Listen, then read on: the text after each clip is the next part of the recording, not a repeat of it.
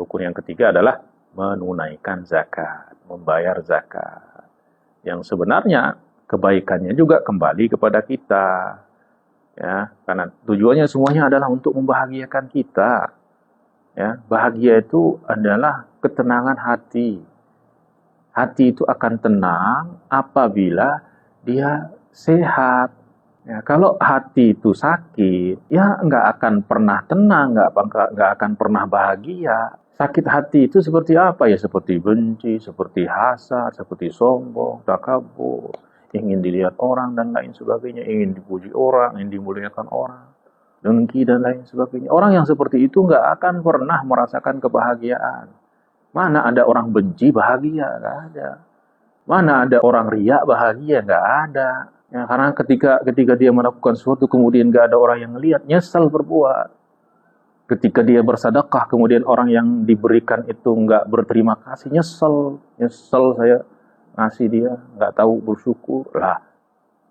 Memang tujuannya bersedekah untuk apa? Apakah untuk dikatakan terima kasih oleh orang yang kita berikan, atau supaya diterima kasihin oleh Allah Subhanahu wa taala?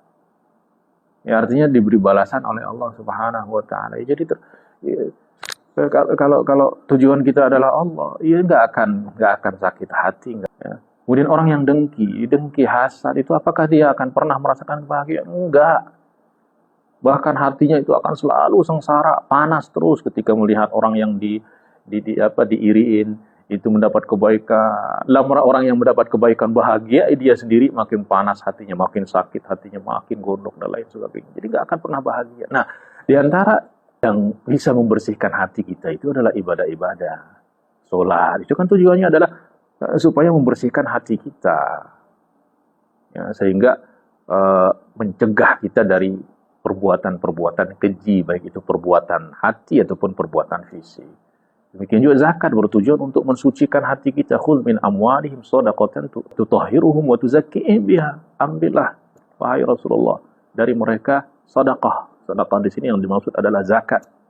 Yang mana dengan zakat ini engkau sucikan dan bersihkan mereka. Apa yang dibersihkan? Ada dua, membersihkan harta dari syubhat-syubhat, dari haram-haram yang mungkin kita tidak sadari.